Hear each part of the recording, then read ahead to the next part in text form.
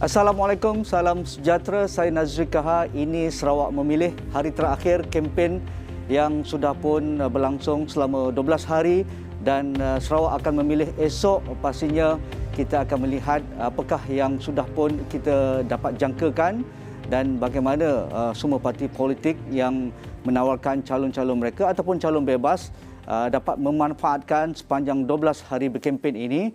Adakah aspirasi ataupun manifesto dan juga objektif mereka dapat diterangkan dengan baik kepada pengundi di seluruh negeri Sarawak yang mempunyai 82 DUN itu, dan bagaimana juga adakah kita dapat menjangkakan peratusan keluar undi yang disasarkan oleh pihak SPR iaitu 70% dapat dicapai pada esok pagi, ataupun sudah pun kelihatan anak-anak Sarawak yang berdagang, yang berhijrah ataupun di luar daerah ataupun kawasan masing-masing mula pulang ke rumah panjang masing-masing ataupun ke kampung masing-masing. Jadi anda di luar sana, sama ada di Mukah ataupun di Lawas ataupun di Lundu, pastinya sedang berehat pada petang ini sementara menunggu hari undi pada esok pagi. Jadi terus bersama kami di Sarawak Memilih, kami lakukan rakaman ini di Riverside Majestic Astana Wing, Kuching. Jadi saya akan bersama dengan Dr. Nur Aida Kipli,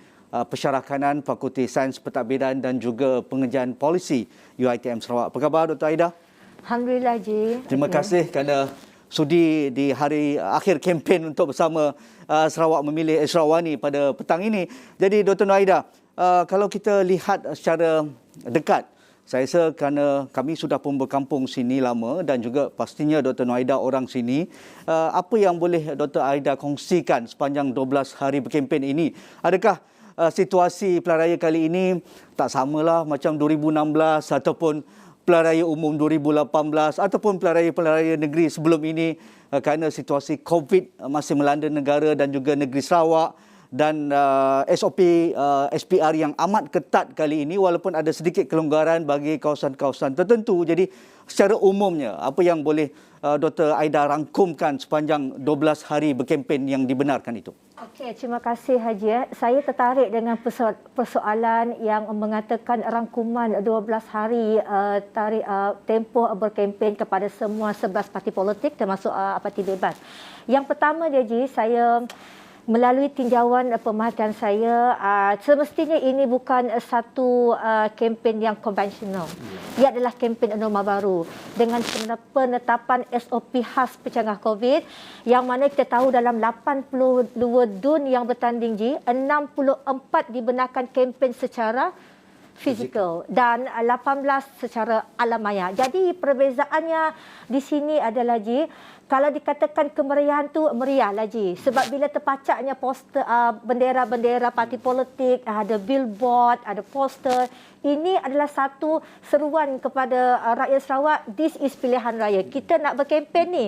Jadi bila saya buat tinjauan di sekitar Bandaraya Kuching, ada yang color putih, color kuning, color biru. Ini menunjukkan bahawa yes, we are in the platform of the campaign. Sekarang ini, Ji, pada tempoh yang berbaki tak sampai 24 jam lagi. Okey. Saya dapat merasakan bahang tu ada. Sebab saya ada mengikuti 8 kawasan DUN dan mereka masih rancak dengan modus operandi sehingga malam masih all out untuk mereka mendekati pengundi dan penghuni di kawasan perkara masing-masing dengan meet and greet secara visual, Ji, dengan membuat video-video, short video untuk dibuat naik di semua platform media sosial. Apa yang menarik untuk kempen kali ini, saya boleh katakan adalah penggunaan platform seperti Facebook, Twitter, Instagram. Yang paling trending sekali adalah TikTok.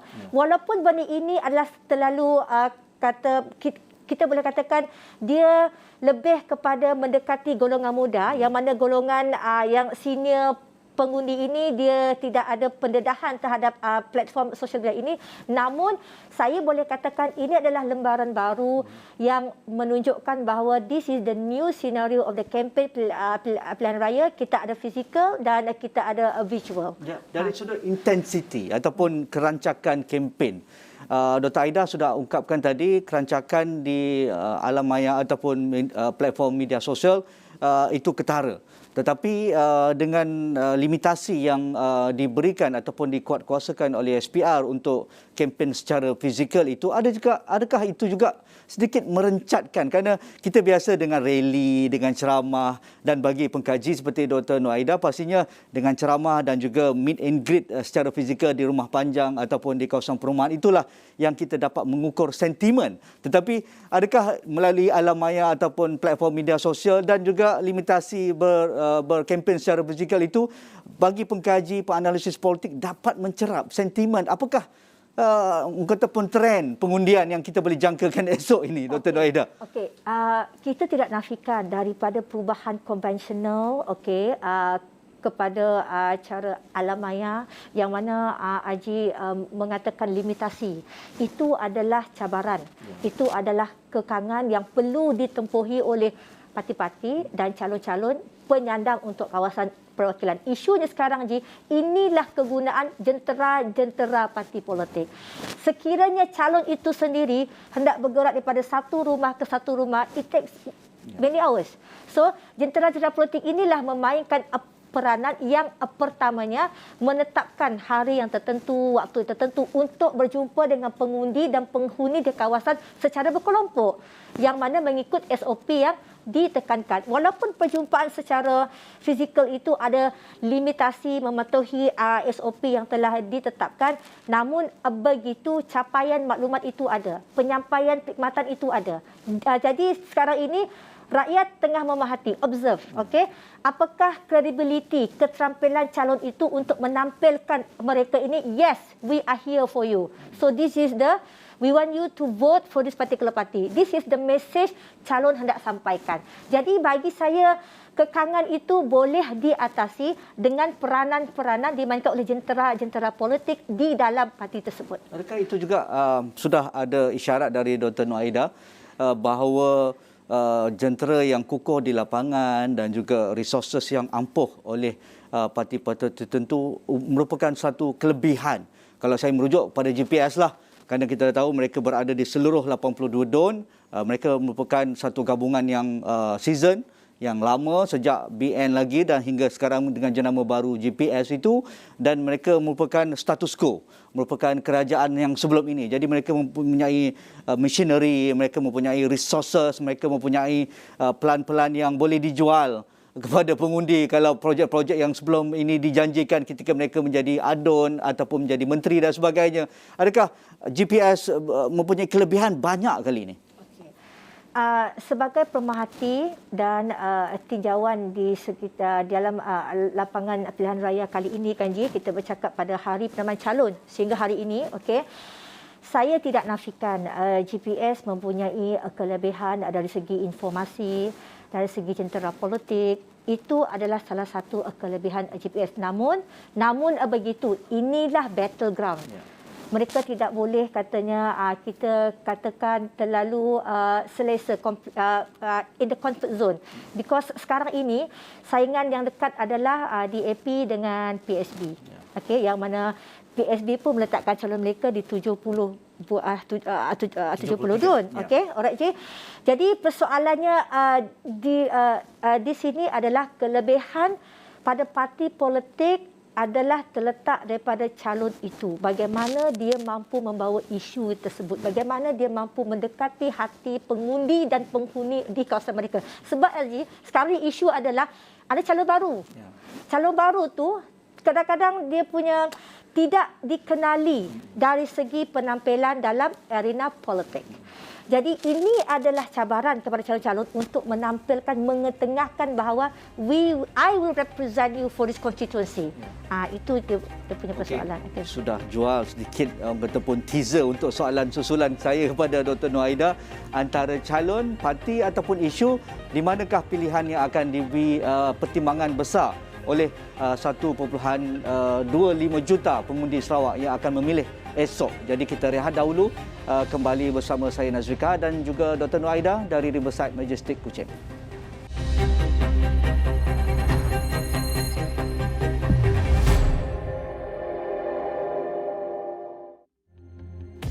Ya, seronok saya berbicara dengan Dr. Nuaida ketika kami rehat sebentar tadi. Ialah maklumlah orang tempatan, banyaklah rahsia-rahsia isu tempatan saya kena cungkil daripada Dr. Nuaida. Antara isu yang kita angkat sepanjang kempen ini oleh rakan-rakan kami di Esrawani dalam slot Sarawak Memilih ataupun liputan Buletin Esrawani dan juga di esrawani.com, disupport ataupun disokong dengan dapatan di lapangan oleh kumpulan penyelidik dari Universiti Melaya. Isu yang menjadi tumpuan dalam Pilihan Raya Negeri ke-12 kali ini ialah kebanyakan isu bread and butter. Isu tentang peluang pekerjaan, isu berkaitan dengan kos hidup yang semakin tinggi, isu pemulihan ekonomi selepas pandemik COVID-19, isu berkaitan dengan MA63 dan juga isu tanah NCR ataupun isu tanah yang sentiasa menjadi kataupun kontroversi di Sarawak ini kerana begitu banyak tanah-tanah yang diusahakan oleh etnik-etnik pribumi yang sentiasa diperjuangkan oleh mereka. Adakah kerajaan akan memberi status kepada mereka ataupun kerajaan mengambil mudah kerana ini merupakan tanah kerajaan. Jadi Dr. Nuaida, antara isu-isu ini dan juga menjelang hari undi esok, adakah isu ini akan terus menjadi pertimbangan yang besar ataupun orang Sarawak ni ambil mudah, straightforward je sebenarnya? Isu calon atau faktor calon, faktor bendera ataupun parti, dan isu ni sebenarnya mereka dah penat dah. Sebenarnya memang kalau tak ada pilihan raya, inilah juga isunya, siapa jadi kerajaan pun, jadi mereka take for granted adalah kami akan pilih calon ataupun bendera, ataupun mereka masih consider isu ni antara faktor pertimbangan mereka untuk buang undi esok pagi. Okey. Panjang soalan saya. Oh, panjang. Saya pun kena jawab panjang ni nanti. Okey. Sebagai anak jati Sarawak yang telah melihat perkembangan Sarawak seawal tahun 70-an sehingga sekarang ini, kita melihat di Sarawak ini isu pembangunan memang kata orang tidak lekang untuk diperkatakan. Sama ada pilihan raya ke tak ada pilihan raya, isu pembangunan tersebut. Sebentar tadi Haji mengatakan isu kelangsungan hidup, membaik pulih ekonomi, MA63, isu NCR. Saya ingin perkatakan di sinilah je. Okay. Sepanjang daripada tahun lepas 2020 terdapat tiga trending issue. Yang pertamanya adalah krisis kesihatan. Yang pertama, macam mana kita nak menangani krisis kesihatan, dan kita melihat this is we call it unstoppable punya issues. Number dua G adalah untuk membaik pulih sektor ekonomi. Okey.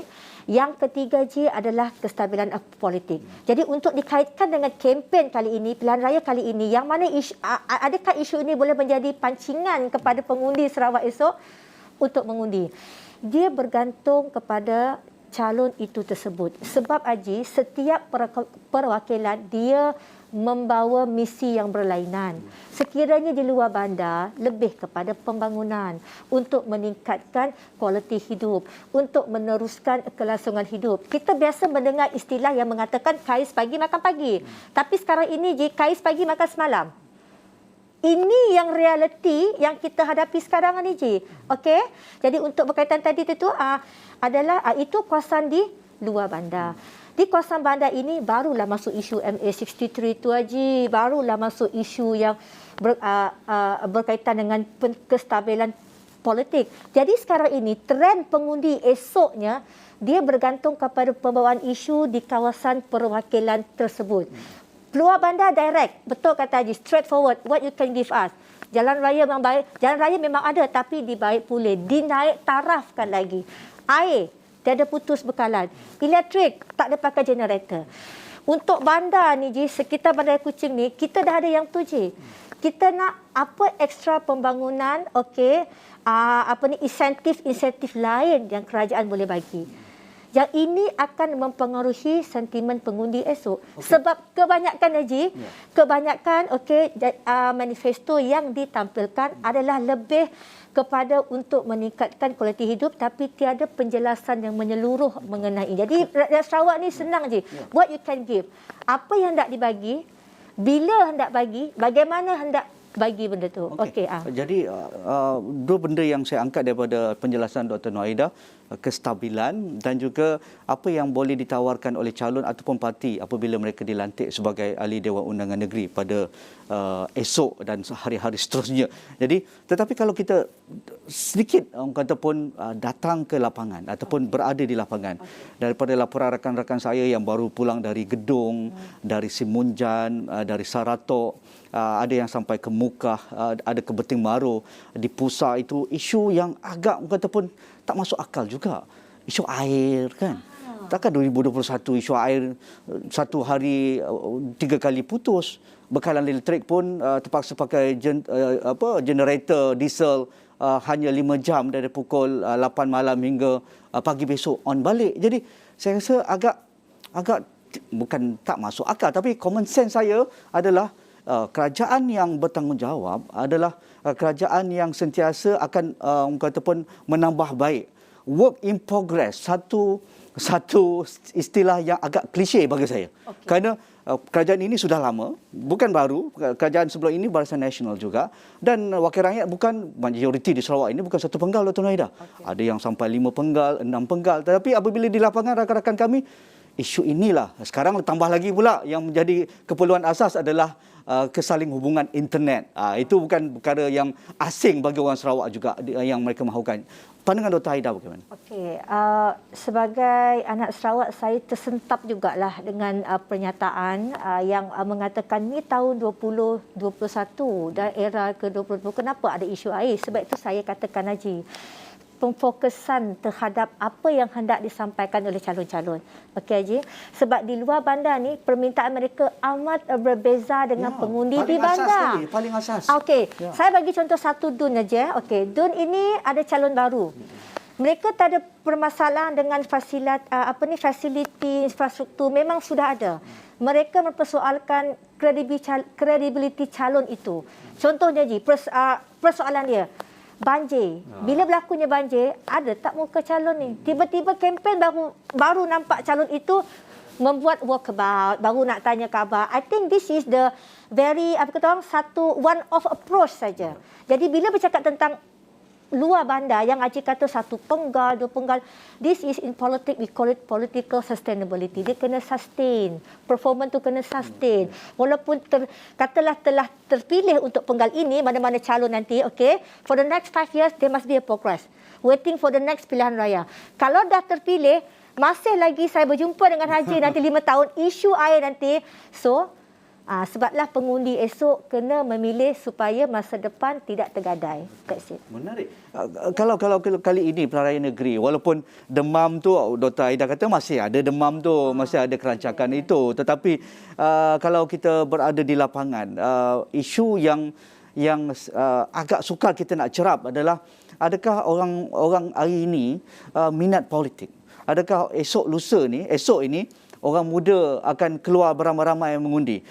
Adakah yang berada di luar daerah akan pulang? Saya rasa dah ramai dah pulang sebenarnya. Kalau esok malam ni baru sampai agak terlambat juga. Saya rasa yang menonton dah ada di Beting Maru, sudah ada di Bakalalan, sudah ada di Lundu, sudah sampai ke kampung yang ingin membuang undi itu. Tapi saya rasa ramai yang tidak pulang kerana kekangan kewangan, baru mula kerja, takkan nak cuti lagi. Lepas tu esok lusa nak Christmas, tahun baru pula nak cuti juga. Jadi adakah mood pilihan raya kali ini dapat menggamit anak-anak perantau Sarawak, orang muda yang selama ini ada idealisme tentang politik, kali ini mereka beria-ia tak nak mengundi, ataupun kali ini tak apalah, status quo lah nampaknya, tunggulah pilihan raya umum ke-15, undi 18 besok dah terlaksana, kami jagalah waktu itu. Adakah itu sebenarnya? Okey, yang pertama saya nak menjawab persoalan awareness, kepekaan golongan-golongan muda belia yang di Sarawak ni.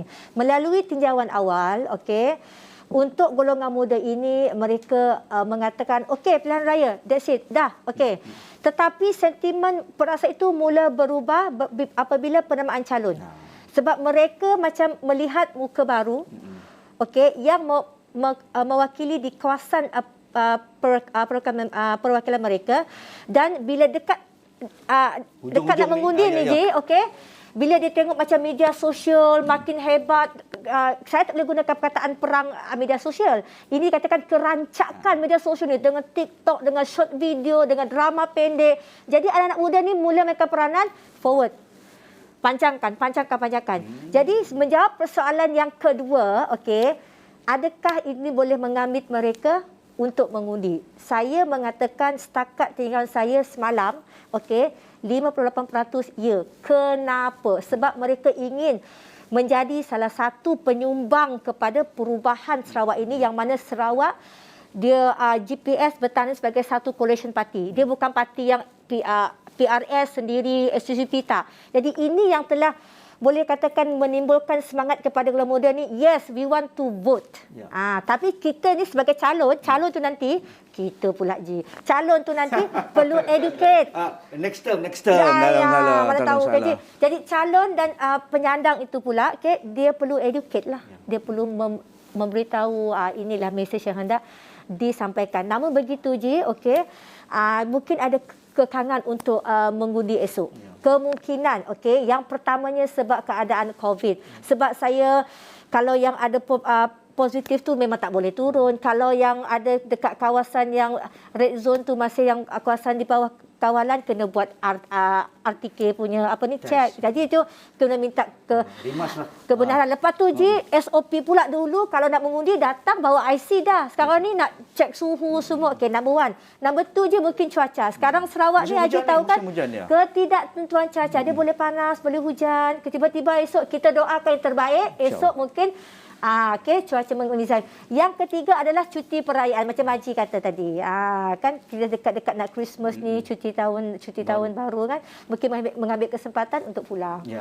Ambil panjang sikitlah. Maksudnya mulai hari ini ke sampailah hujung awal tahun depan. Okey, akhir sekali mungkin soalan saya mungkin cepu mas juga ni. Bagi Dr. Nur Aida yang melihat di lapangan dan juga mencerap sentimen masyarakat Sarawak untuk pilihan raya negeri kali ini, di mana kawasan perlu kita beri tumpuan besok. Ramai sudah memberi culaan, tekaan mereka bahawa kali ini JPS boleh menang, mungkin boleh dapat 2/3 majoriti di DUN, tetapi ada kawasan-kawasan ini agak struggle, terutamanya di kawasan Iban, kawasan Bidayuh ataupun kawasan Orang Ulu, termasuk juga di bandar. Ada saingan yang kuat dari parti PSB dan DAP juga nampaknya terpaksa mempertahankan kubu mereka di bandar-bandar utama seperti di Miri, Sibu dan juga di Kuching. Dr. Aida, silakan. Okey.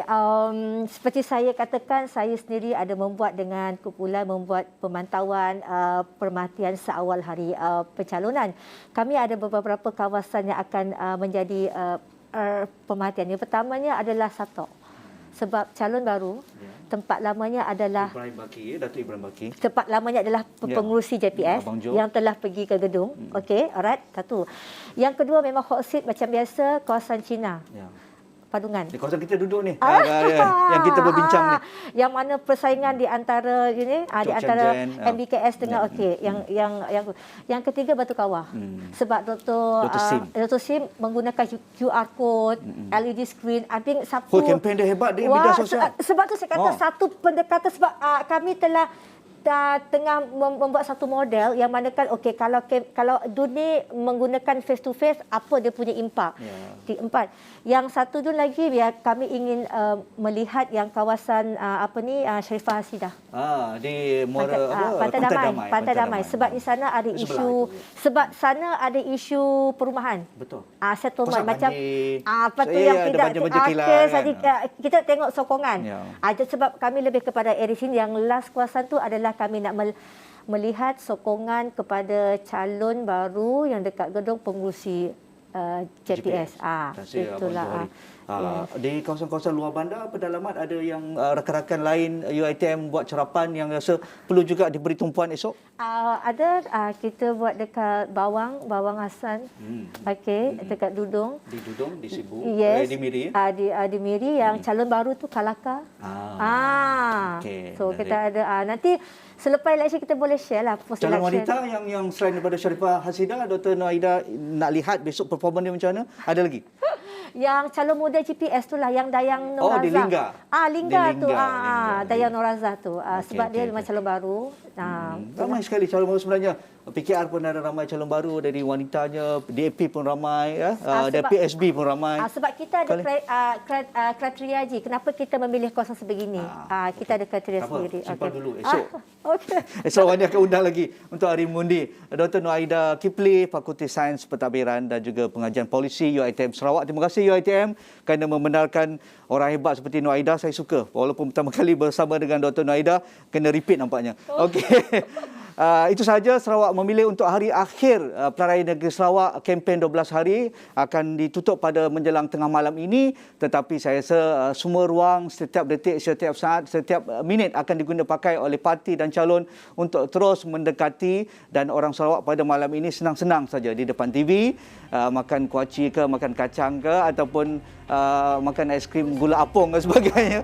Jadi anda akan rehat malam ini. Besok ada jadual yang disarankan oleh SPR untuk anda mengundi, kerana mungkin cuaca tidak menyenangkan sedikit, tetapi alertlah dengan ramalan cuaca yang diberikan oleh Jabatan Meteorologi untuk hari pengundian esok. Jadi sekian saja untuk saya, Nazri Kahar dari Riverside Majestic Astana Wing, Kuching, untuk Sarawak memilih hari ini. Assalamualaikum, kita jumpa lagi.